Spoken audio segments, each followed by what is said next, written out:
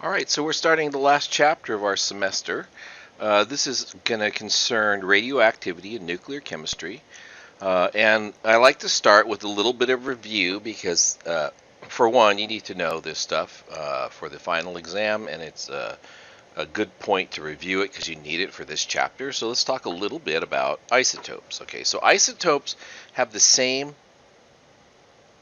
use a blue pen for this, have the same atomic number. Now, atomic number has the symbol Z, but different mass number.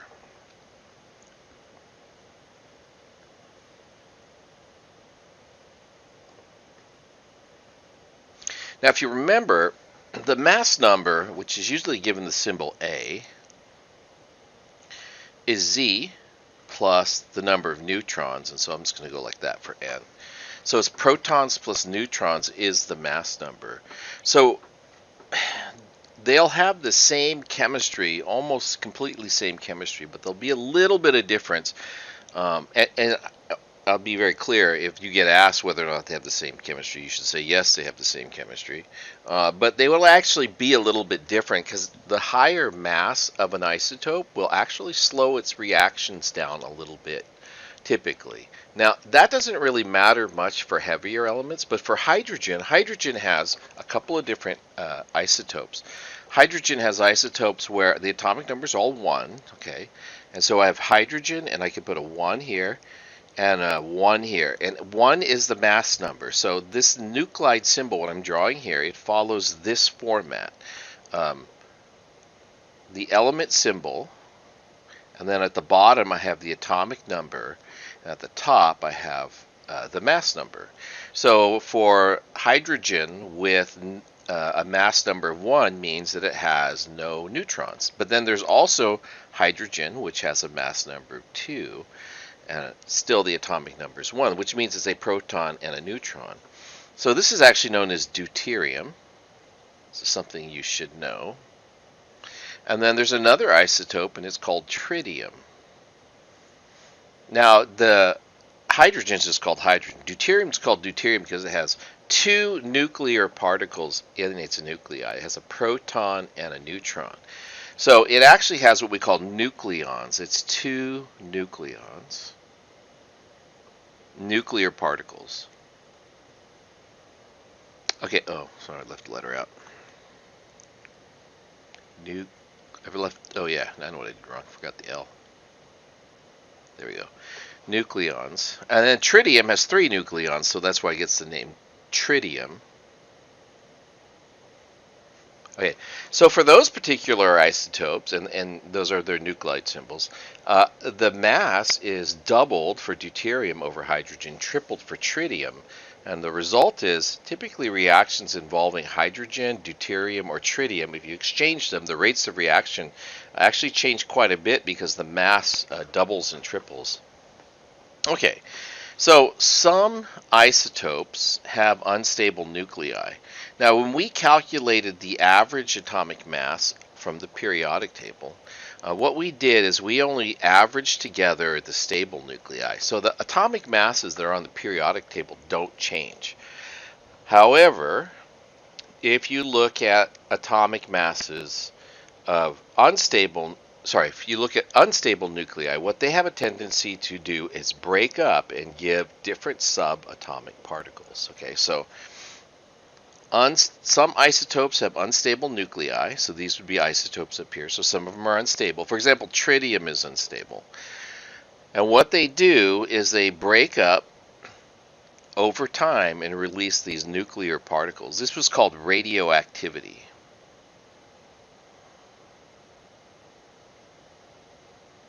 And the way we detect radioactivity is by detecting those little invisible particles that come out. And we're going to talk about what those things are. Because there's like 5 very common ones, and we typically will go over those in like a Chem 3A class or a Chem 1B class, that kind of thing.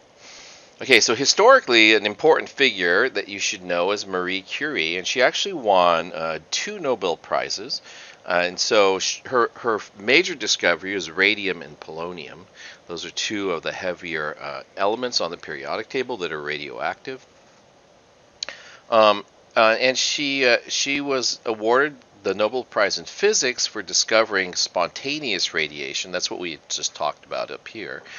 Some nuclei just break up and they spontaneously release these uh, invisible particles. And she also got her a Nobel Prize in chemistry for her work on radioactivity and isolating and looking at the reactions of radium. So what I want to do next is talk a little bit about and then do some problems where you're going to be able to, you'll find you'll be able to predict the products of nuclear reactions. So before I um, show you how this works, I need to get a couple of definitions out of the way. So remember we talked about hydrogen and its nuclide symbol looks like this, right? Well, this is actually the same symbol that you would have for protons. So you could also see it written like this. Now, a neutron can also have a nuclide symbol, but you notice this is a 1 for the atomic number. Well, not a neutron doesn't have a proton, right? So this is going to be 0, but its mass is still about the same as that of a proton. So it will look like that. And an electron will look like this. It's got a -1 charge, but a 0 mass because it has much less mass than, for example, a proton and a neutron. And the last one that's important to recognize is the helium nucleus, and we'll talk about this one quite a bit more as we go along, but the helium nucleus is 2 and 4, and it's known as an alpha particle. So oftentimes you'll see it as an alpha by itself, but it really has an implied 2 and an implied 4. So that's the helium nucleus with 2 neutrons and 2 protons. Okay, so let me show you how you could use nuclear reactions to predict products of nuclear reactions, or to predict or to determine like what particles reacted to form that nuclear product. So in the upper atmosphere, we have nitrogen. And nitrogen 14. Now, normally we read it as N2, but for the purposes of nuclear chemistry, we almost always just refer to the element and not the molecule that it's in, like the molecular element. And in the upper atmosphere, the nitrogen runs into a neutron like this. And that produces, as it turns out, carbon-14. Now, here's the thing about mass number and atomic number. Those numbers are conserved, okay? So that means to make this reaction balance, there's a particle missing. And the reason I say that is because if you take 7 plus 0, it's not equal to 6, but it's equal to 6 plus 1, right? So what that means is this particle has an atomic number of 1. Now look at the mass number, right? The mass number, this is 14 plus 1, so that's 15. Well, that should be equal to 14 plus another number, and that number is 1, right? Because that makes 15. So all I'm doing is, this is the idea of atomic number and mass number being conserved. I just have to make sure what's in the reactant sides and the product sides add up to be the same. So that means the mass number for this particle is a 1, and so this turns out to be a proton. So that's an example of a nuclear reaction that takes place all the time in our upper atmosphere. And it's actually the source of the carbon-14 that we use for aging different types of objects that people find in, like, I don't know, archaeology or anthropology. We find like a bone fragment and we're trying to figure out how old that bone fragment is. We can use the carbon-14 to make that determination. We'll actually talk about that later, but I thought it would be good to introduce it along with, like, why is it important we know how to do this, okay? Okay, so there are 5 basic subatomic particles involved in nuclear decay reactions, okay? And one of those, so decay reaction is when an isotope that's unstable breaks apart and produces subatomic particles. Now, one of those particles is known as an alpha particle. So that's what we were talking about earlier. Alpha 2 and 4, or it's actually a helium nucleus 2 and 4. So it's helium 4 nucleus. So the deal with helium 4 is it's really massive. It relative to the other subatomic particles, it has much higher mass. Nuclear decay particles, it has a much higher mass. So as it turns out, it has a really high ionization power. And ionization power is actually a bad thing for us because when it hits our DNA or our proteins or cellular mechanisms, it can disrupt them and cause mutations. The good news is, even though high ionizing power means it can break bonds, okay, and form ions. The good news is it has very poor penetration power. Because it's so big, right, its size, so the alpha particle's size prevents it from making it very far into the cell. In fact, prevents the particle from penetrating the surface. That's what we call it, penetrating power. Okay, so so it has very poor penetrating power. So even your dead skin, like on your upper layer of your skin, if you got hit with an alpha particle, you're probably okay. But here's the real problem with alpha particles, and this is what they found in most nuclear fallout. In Chernobyl, for example, more recent nuclear disaster. It's not that recent, but a more recent nuclear. Or Fukushima. When you inhale an alpha particle, your lung tissue doesn't have an epithelial layer, and it can cause a great deal of damage once it gets inside of you. Okay, so alpha particles are dangerous once they're on the inside, but on the outside they tend not to be as dangerous. Okay, now let's write some examples of alpha decay reactions. So we're going to do polonium 218. Okay, so polonium 218. So I'm going to write PO, write this, and I put 218. Now what I need to know is I need to know the atomic number of polonium, and I don't expect you to have that memorized. You should have a periodic table, and you can look at. So this is the periodic table that is part of the study materials for your test, and we can find polonium right here. Right, so its atomic number is 84.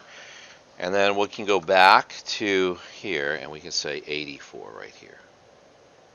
Now when polonium undergoes alpha decay, that means an alpha particle comes out, okay?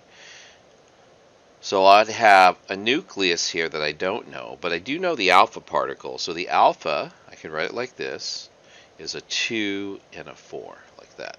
So here's the question. 84 is equal to what plus 2, right? Well, that has to be what? 82.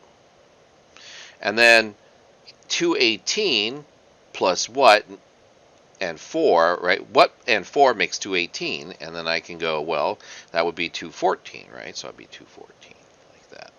So that's how you use these numbers. Now, what's 82, right? So again, you go to your periodic table, and you look at element 82, and that turns out to be lead. So again, right here is the atomic number 82, right? So it's lead, so Pb, right, 214, lead 214. Okay, so let's do another one, and what you should do is go ahead and pause the video. I'm actually going to pause and write the answer out in equation form, and then we'll check your answer, okay?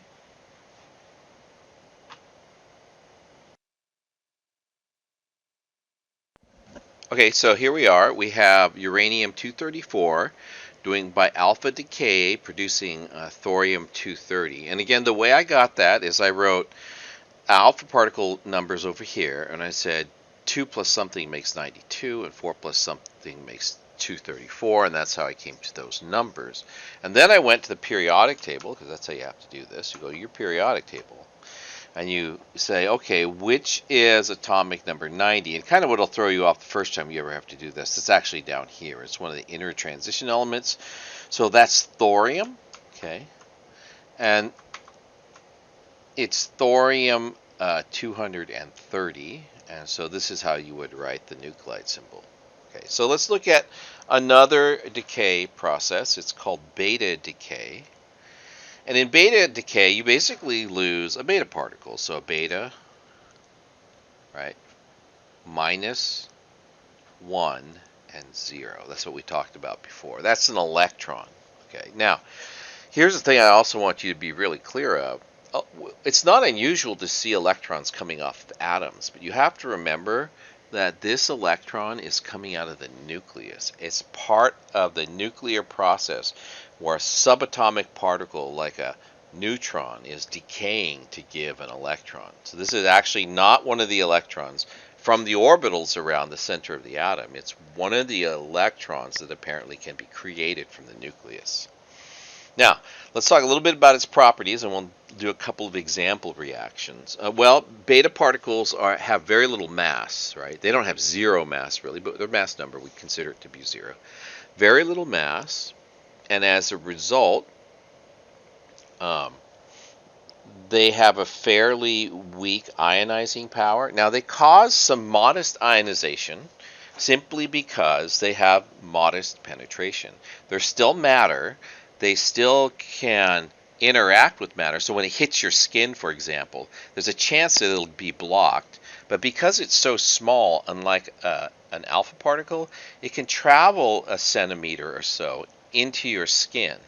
So because it can travel, it can cause a moderate amount of ionization, that is breaking of bonds as it goes through, so it can cause some problems. But the good news is its ionizing power is generally low, so exposure to beta particles, while it can be dangerous, is really not, for small amounts, is not that dangerous. Okay, so now, weak ionizing power, right, because of its low mass, modest ionization because it can travel a fair way through your tissue, and it has modest penetration power. So what we're going to do is for lead-211, right, the beta decay. So when I say I'm doing a decay reaction, the beta particle is one of the products. So I have lead-211, okay, so this is 92.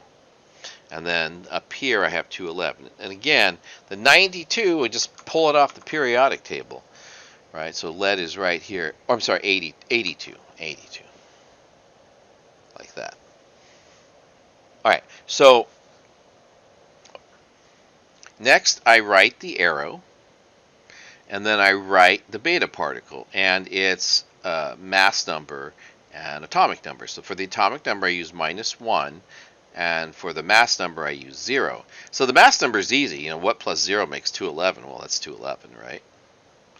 But then the question that the part that always screws people up is I say what plus -1 is 82, and they always want to say 81, right? But it's actually 83. So I don't even remember what symbol that is. I wrote these notes, so let's go ahead and look which element is 83. And element number 83 is bismuth, okay? So that's bismuth, Bi. So there you have it. That's how you do those. And let's do lead-214. And I'm going to do the solution. You pause it. You try to get the answer. And then you check yourself against what I did. So another type of decay reaction is known as a positron emission. Okay, positron emission. I realize I don't have it written here. So the positron emission reaction is actually one where a positron leaves the nucleus. Now, a positron is really an electron, but it has a positive charge. Okay, so what happens to a positron then is it comes out and it looks like this. It looks like a 0 mass, but a positive charge. It will most certainly find an electron like this, and then they cancel out. So you have to remember, this is matter, right? So matter comes out, it finds other matter, it destroys itself, and then it makes 2 gamma photons. Now, here's the thing. This is what we refer to as antimatter. Now, gamma photons are the highest energy photons that are created in the universe. It's in that classification that comes from emission from nuclear reactions in outer space that we see. But anyways, it's created by antimatter and matter reactions when you have positron emission. Okay, so this is positron is the anti-electron is what it is. So what we're going to do now is write the positron emission reactions for cobalt, which means I have cobalt and then 55, right? Now if you need the atomic number, we'll just pop over. This is all the stuff that's going on my computer, by the way. Cobalt's right up here in the middle, atomic number 27. That's 27 down here. And then what it does is it decays and forms the positron, positive and 0. So that's plus 1, right? So plus 1 and 27, right? That's 26. And then 0 plus something makes 55. That's just 55. So element 26, if I remember right, should be iron. That is iron. So we have iron 55, like that. Okay. So that's the product of that nuclear reaction. Now, we also have gamma decay, and in a gamma decay reaction, what ends up happening, for example, let's see if I have to look at the mass numbers here. Let's see real quick. Yeah, let's do cobalt, might be 56. I don't really remember now, but let's just, for example, cobalt 56, and it's gamma decay, okay? So this was, cobalt is 27. If it undergoes gamma decay, really all that happens is you get cobalt 56 back. And the reason for that is a gamma particle is 0 mass. It's a photon. It's 0 mass, 0 charge, right? It turns out, though, it has very strong penetrating power and can cause actually quite a bit of damage because it doesn't really it doesn't have mass, and so it doesn't interact with matter the same way that matter does. Now, so you might be asking, like, well, how does that actually happen, right? The way it happens actually is this typically follows a nuclear decay reaction like an alpha decay, and it leaves an instability in the nucleus. So you remember in atomic orbitals, like here's a nucleus, and then there's electrons in orbitals, and if an electron goes from a high energy level to a low energy level, it has to release that energy. Well, it turns out if you do an alpha decay, the cobalt nucleus becomes unstable because it's formed in an unstable state where the nucleons, the protons and neutrons, aren't properly organized in the inside. So what ends up happening is it shifts and settles down into a lower energy state.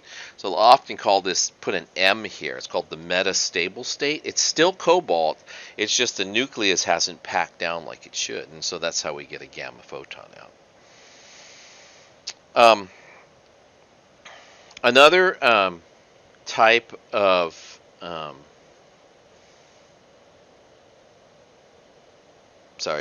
another type of reaction, another type of subatomic particle is an X-ray. And an X-ray often comes from something called an electron capture reaction. And I guess I don't have it written here. I just realized I don't have. Maybe it's not in your book. It may not be in your book. Let me just go ahead and write what an electron capture reaction is. You have a nucleus. I'm just going to make one up. Let's say, got to look at my periodic table so I can kind of make one up. I don't know, rhenium. I'll just make a rhenium. Right. And then 75 and 186. Let's just say it's that one.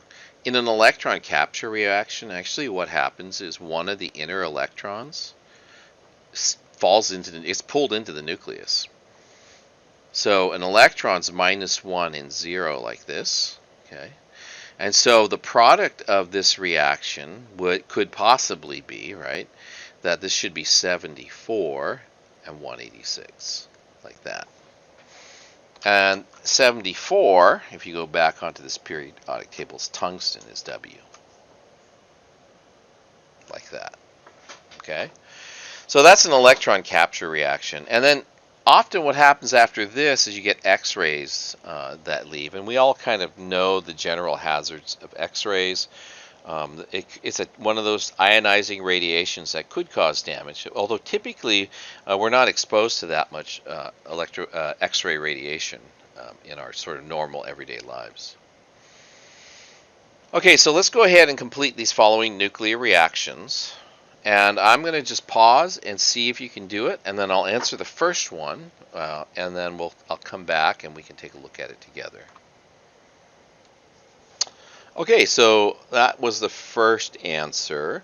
The way you do this one, you say 2 plus 13 makes 15 plus 0, right? So that works out.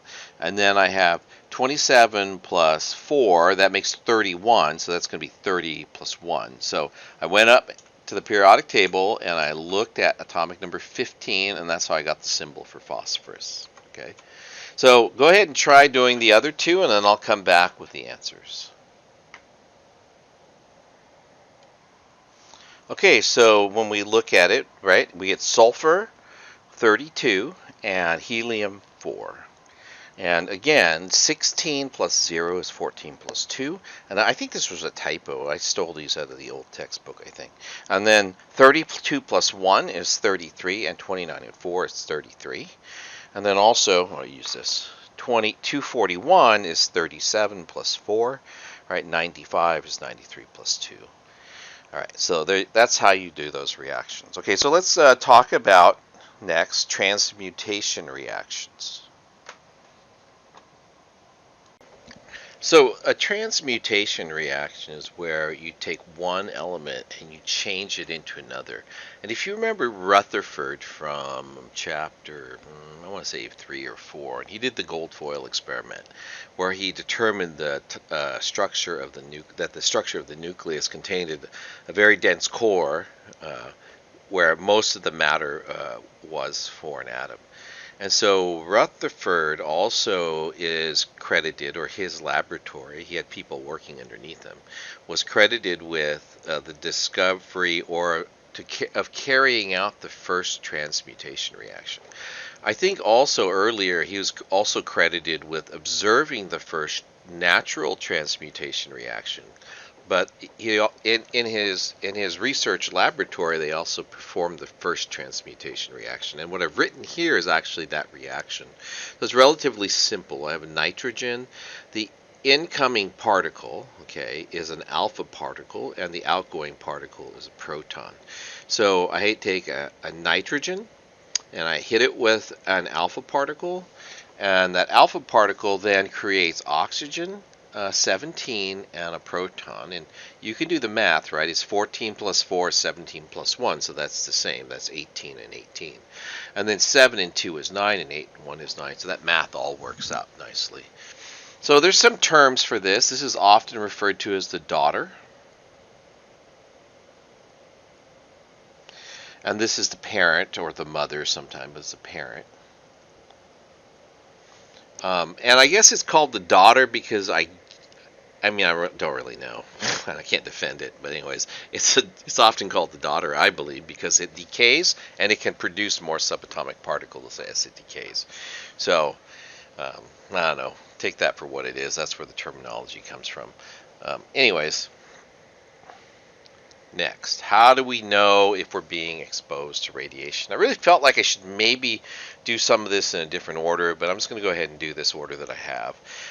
The most common thing that you'll probably see in your lifetime, especially if you go work in the health fields, is a dosimeter, and maybe the second most common thing is a scintillation counter. Now, the scintillation counter, you'll use it in a lab, and it detects nuclear radiation by it has a material in its detector that when it's struck, okay, by nuclear particles, produces light, and that's actually how it detects it. Scintillation is like the idea of flashing lights. So when a nuclear particle from a decay reaction hits the detector, it produces a photon of light, and that's actually what's detected. And it's sensitive for everything, alpha, beta, and gamma. Now, a dosimeter, there's different ways dosimeters are made. During the Cold War, there used to be these pocket dosimeters, and you put them in your pocket, and you looked at them like a tiny telescope. And what it did was, remember, radiation is ionizing, right? So let's say this is my dosimeter, my old style dosimeter, and radiation travels through it. If it's ionizing radiation, it can ionize a piece of metal. And actually inside this dosimeter was a small piece of metal that would deflect from the charge that was created, and you could detect approximately how much radiation you've been exposed to. Of course, the bad news about those, I should have probably drawn it the other way. Hang on, let me do it like this, because you're going to look through this. I actually have one. I found it years ago in the chemistry department at City College, and so there's this little flap that kind of rises as you're exposed to radiation, and actually you're looking through it, so it's like a clear glass tube, but it probably has a vacuum in it, and then it gets ionized, and then anyways, that's how you can tell if you've been exposed. And again, that was a Cold War thing where they thought maybe we'd get a nuclear bomb dropped on us, and you'd have to see how much radiation you were exposed to. Now, the modern badges are usually just a piece of film, either digital film or actual camera film. And so you put that on your body and you go about your daily work, and then you take it off and they develop it and they check to see how much radiation you've been exposed to. Of course, the bad thing about dosimeters is that you've been exposed to the radiation already. And the nice thing about like a Geiger counter, for example, or a scintillation counter, is that as the exposure is happening, you're recording it, and so you kind of know while you're being exposed that you're being exposed. Okay. I won't go much into how Geiger counters, I explained a little bit how scintillation counter works. I'm not going to spend a lot of time explaining a Geiger counter. If you want, there's lots of information online. But in essence, what happens is ionizing radiation passes through a canister filled with argon, and argon has a low ionization energy. So what you do is you create positive argon ions in the gas phase, and those allow electricity to conduct. And it's the conducting of the electricity that you detect as a sound, like a click. So if you've watched the old Godzilla movies like I did when I was a kid, or I think even the new ones, I haven't seen the new ones, like the new ones probably have it as well, because it was quite the thing to remember when you were a kid, that they would pull these Geiger counters out, and you'd hear these clicking sounds, and the clicks are when the alpha or beta particles strike the argon and create ions, and then that electrical conductivity is run through a speaker, and that's how you hear the click. And so anytime Godzilla came close by, you could hear the tick. Okay, so that was kind of one of the memes of the 1970s, I should say, maybe even earlier. All right, now radiation. First of all, I want to go down here. This puts it all in perspective. Okay. The amounts of radiation you're exposed to where things could potentially go wrong. Okay, so there's, I think this is millirem in here, mrem. So a rem is an amount of radiation that you can. It's a measure of the amount of radiation. And it has a name. It's like Röntgen's equivalent in man, and it's essentially the dose of radiation that you receive. If you take a Chem 1B class, we talk about like how much energy it is and why the different kinds of particles have different kinds of REMs associated with them. But the idea of a REM is to normalize all the different kinds of radiation into one standard measure. And so if you get exposed to 20 to 100 REMs, you're going to have possibly decreased white blood cell count and a possible increase in cancer. Okay, so that's for 20 to 100. Now, putting it in perspective, because when we go talk about this in just a second, the table that I just passed by, but I'm going to go back to. That's all in milligrams, and so this is 20,000 to 100,000 milligrams. If you're exposed to those levels, then you might have a problem. If you get exposed to 100 to 400 grams, then you'll get radiation sickness, skin lesions, and there will definitely be an increase in cancer risk. Unless you get over 500, then you're probably going to die. So, having said it that way, right? Let's look at some of the things that you could be exposed to. So, cosmic radiation, 28 milligrams a year. So it's about 1/1000th of this number. Okay. And it turns out small exposures to radiation, your DNA is relatively good at fixing those kinds of things. Okay.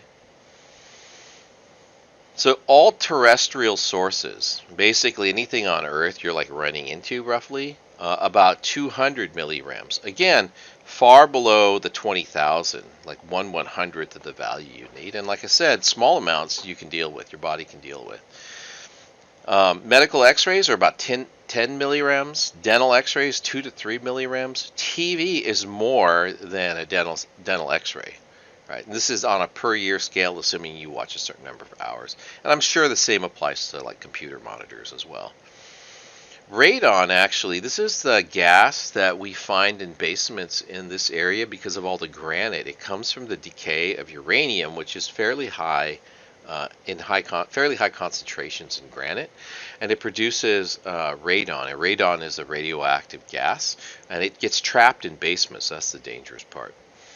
And by the way, this is the site, okay? And then that I got the information from. But radon is actually a bigger threat than everything except for maybe all the other terrestrial sources combined, okay?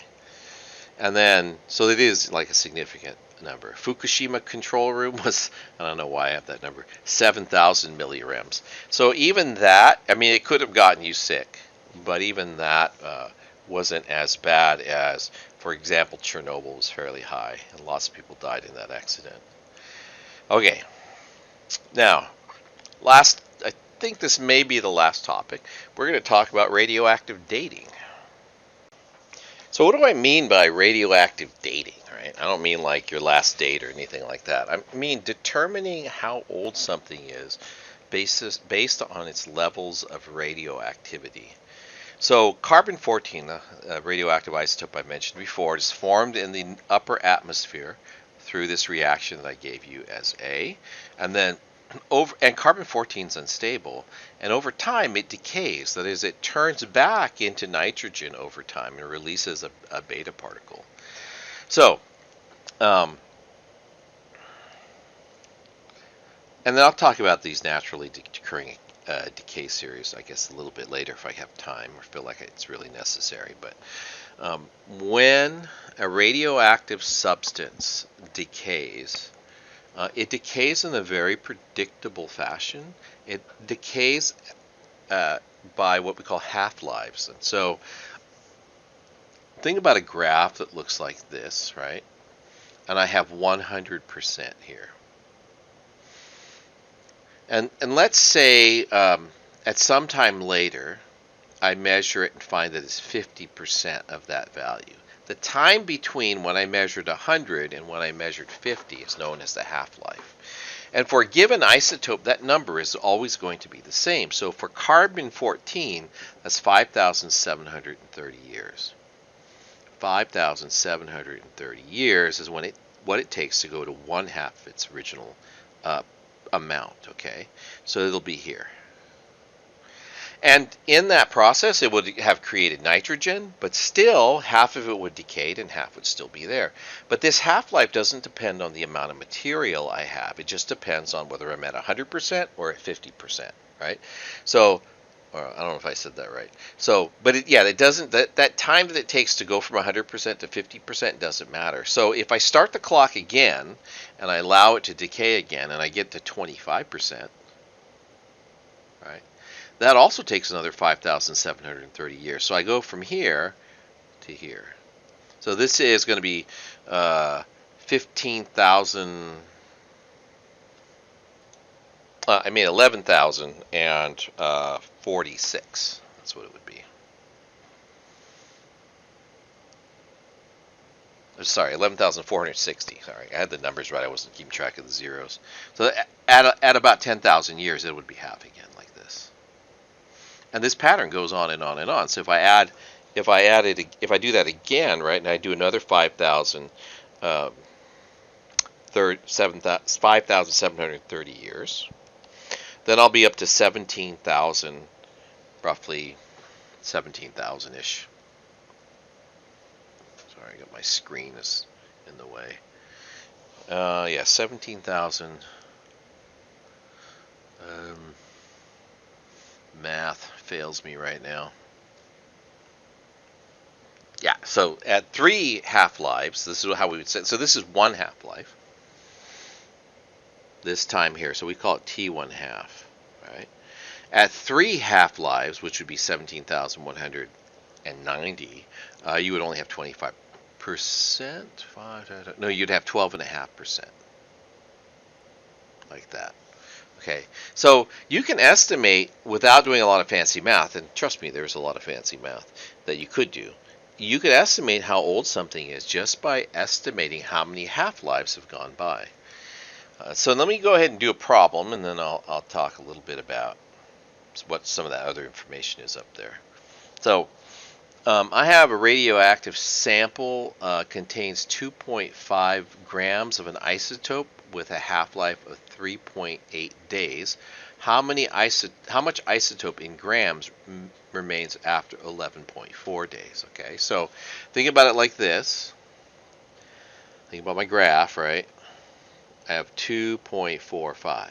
Now I have to think in terms of half-lives. And so if you take 3.8, right? This is 3.8. And then I go twice that, so it's going to be 7.4.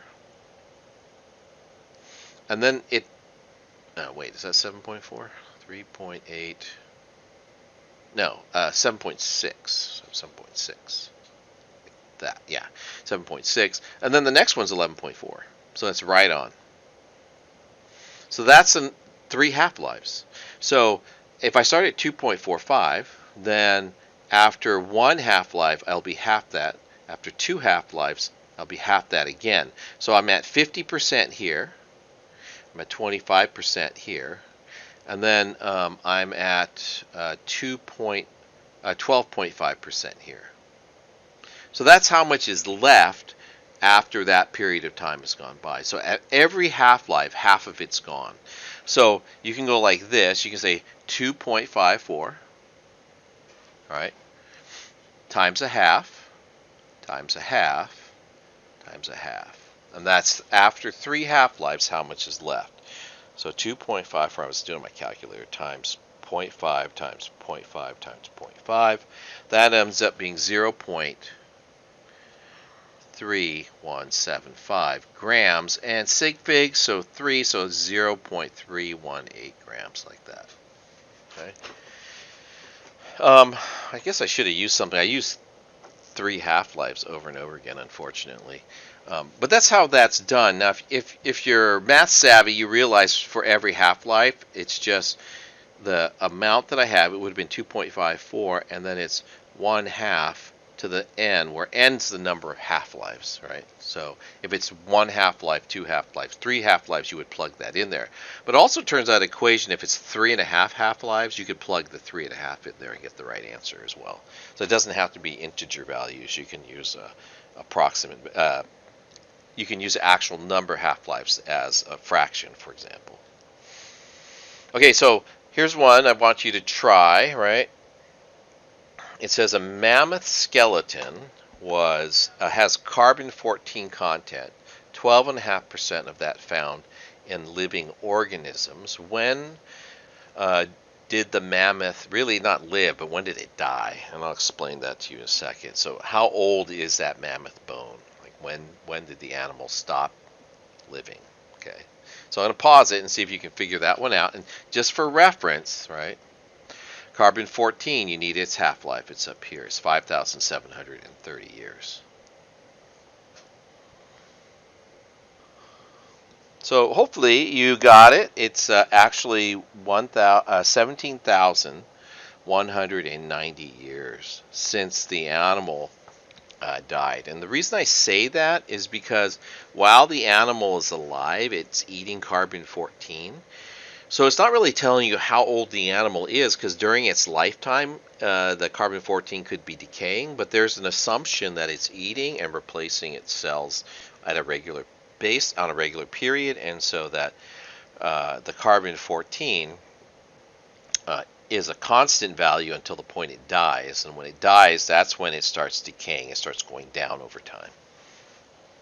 So let's pop it back to here. There's several other isotopes that I've put up here. There's radon 222. Iodine 131 is an interesting one because if you have a thyroid problem, hyperactive thyroid, one of the ways they treat it is by giving you radioactive iodine. And it's one of the instances where we use radiation to kill cells intentionally. And that by reducing the size of the thyroid, you're able to reduce its hyperactivity, basically, or overactivity. And then technetium-99 is the one that's used in a lot of different imaging studies, and it's positron emission studies. And so technetium-99 is actually a man-made isotope. We make that in the laboratory. There's actually no stable, naturally occurring isotopes of technetium. Now, when you look at the periodic table, and this is one of the things I wanted to talk about earlier, but just got away from it. This is where technetium is right here, right? And you notice it has 98 in parentheses. It turns out that when you see an element and its atomic mass, its average, quote unquote, average atomic mass is in parentheses, that's actually the approximate mass of the most stable isotope, but it means there are no stable isotopes of that element. Now, if you look at the periodic table, it turns out once you get above 84, right, except for a couple of these guys where they actually quote numbers, there are no stable isotopes besides those ones. So let's see, right through here, all these guys up here, right? There's a few in here. I'm not exactly sure what these are, but I know these aren't radioactive, but I don't know why they're not in parentheses. I mean, I know these are radioactive, but I don't know why they're not in parentheses. These are also, I believe, all radioactive, but I don't know why they're not in parentheses, is what I was trying to say. But anything above 83 is radioactive, okay, or unstable.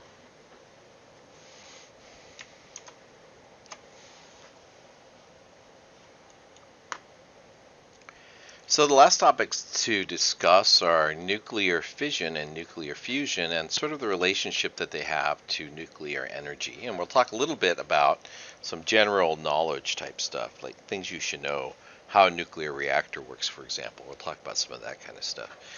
So fission, okay, is when you create smaller nuclei from a larger nuclei. So take this, I split it, and then I create two smaller nuclei. That would be a fission reaction. Okay, and then generally speaking, a lot of other subatomic particles when you do stuff like that. It's not real clean. And then if you do the opposite, right, you take two nuclei and you bring them together to form a larger nuclei. That's what we call fusion. Okay, so fission and fusion. So most of the nuclear reactors all the nuclear reactors that are not experimental are fission reactions. And in a fission reaction, what we do is we take a uranium in the nuclear reactors that we use. So we take uranium. We take uranium 235. And we do what's called a neutron-induced fission reaction. So what you do is you add a neutron to it, like this, and then it splits. And one of the reaction that takes place is to produce xenon 144 and strontium 90. Now, when you do this reaction, the side product of this is more neutrons. So what we're going to do is we're going to do this nuclear equation. I know that I have neutrons here. They're 1 and 0 like this. The question is, how many do I get? So let's go ahead and look these numbers up and figure out what we're dealing with. And let's just start with the 235 and 1. So that's 236, right? So I have 236 for these guys. And then 144 and 90 is 134, right? So that's 134 like this. Now let's double check on the atomic numbers so to make sure we don't have any protons sort of like sneaking in on us. So uranium is 92. Sorry, let's do this. Uranium is here, and it's 92. And then strontium is 38. And so I have 92. Strontium is 38. And then xenon is all the way over with the noble gases. Sorry, noble gases. Xenon is 54. So let's go back. At 54 here. Maybe I'm sorry, I'm probably jumping around too fast. So this comes out to be 92. And this comes out to be 92. So we're dealing only with neutrons, because if those hadn't been the same, then this number couldn't be 0, right? So 236 is equal to 130. That's 234. My bad. I don't know where I got. 234 plus 2 is 236. So I have 2 neutrons coming in. So get this. I have one, and there's other reactions that actually produce more neutrons, but I have 1 neutron that comes in. I get 2 neutrons that come out. And this sets up a situation where you can have what's called a nuclear chain reaction. Okay, so and this should be fission right here. And nuclear chain reactions.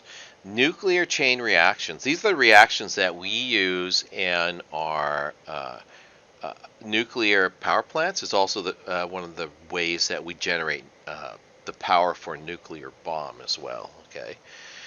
So the reason it works is simply what we just did above here, is that we create more neutrons than we use. And so anytime you do that, these neutrons could be used to induce fission in more nuclei.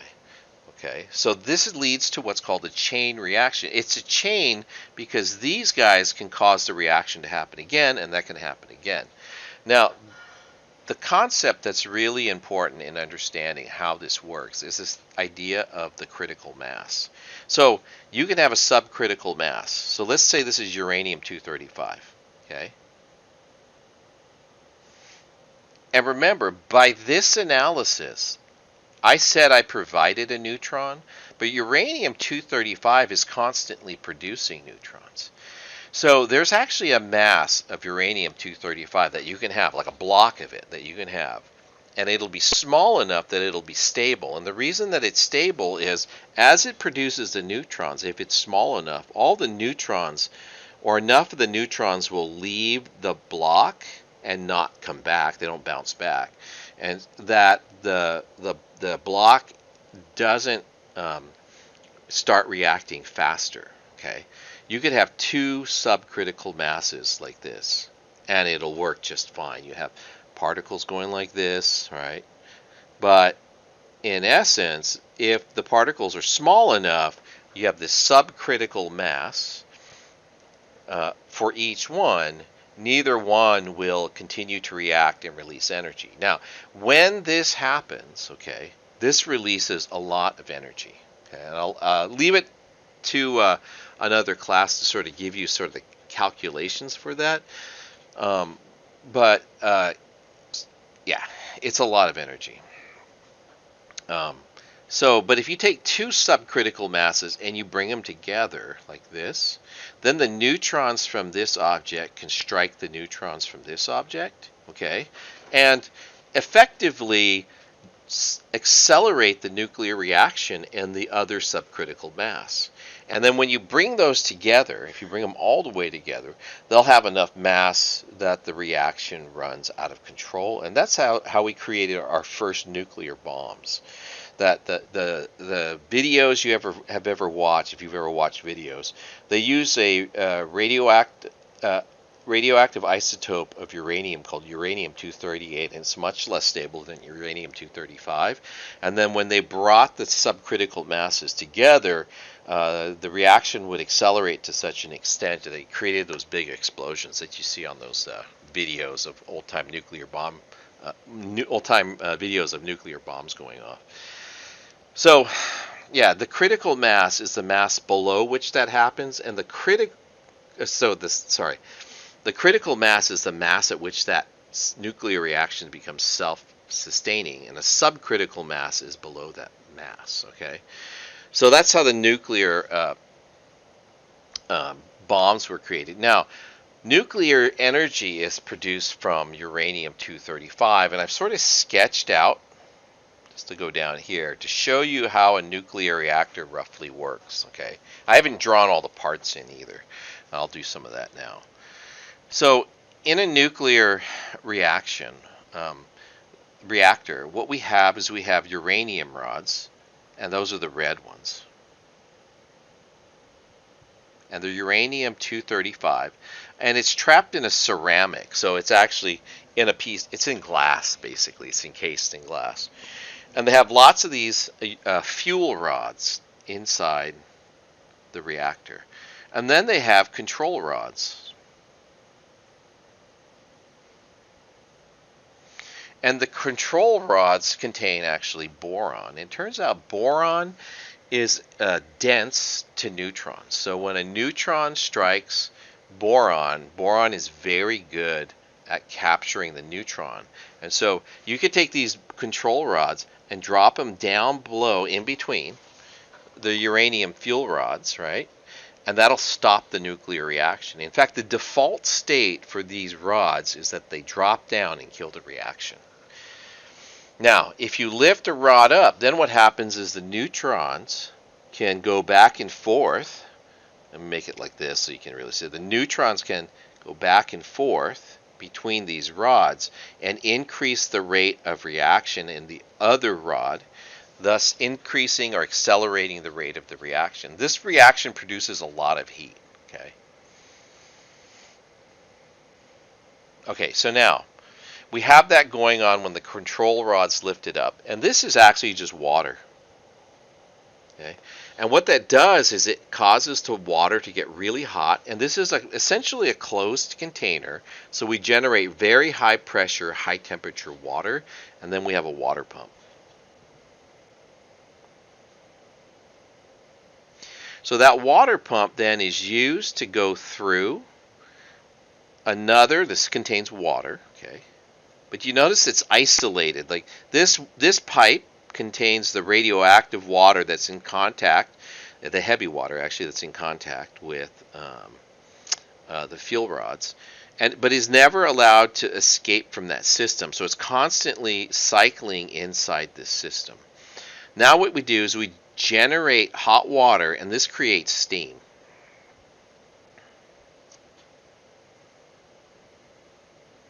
And that steam is used to create pressure, right? And that pressure is used to drive a turbine, and a turbine is what we use to generate electricity. So it just spins a propeller, basically, right? And that's connected to an electrical generator, and that generates electricity. Now, what makes this whole thing work is this hot steam is allowed to pass through the turbine, and then it's allowed to cool in a separate cooling system like this. And I don't know if I can actually draw this the way I wanted it to, but yeah, look at that, it's not too bad. And this gets pumped back into here. So this is cooled cooling tower, and if you've ever seen those big towers next to nuclear reactors, that's part of the cooling tower. Okay, that's not actually the nuclear reactor. And then, although I don't know, the nuclear reactor might be inside, but that's actually just a cooling tower as far as I understand. And then this water is warm water. This is just water like here, and that gets actually pumped out into the cooling tower, and oftentimes that gets pumped out into a lake or the ocean. Okay, so this is a large body of water. that's used to cool this cooling tower. So if you think about it, if you have a nuclear reaction and the nuclear reactor is breached, it's actually all contained in here and actually isn't in contact with any of the water that's outside of the nuclear reactor. So they designed this intentionally this way so that if there was a nuclear accident, the radiation wouldn't leak out. Now, what happened in Fukushima is apparently the cooling stopped working, and I think the reactor cracked, and so stuff leaked out from Fukushima that way.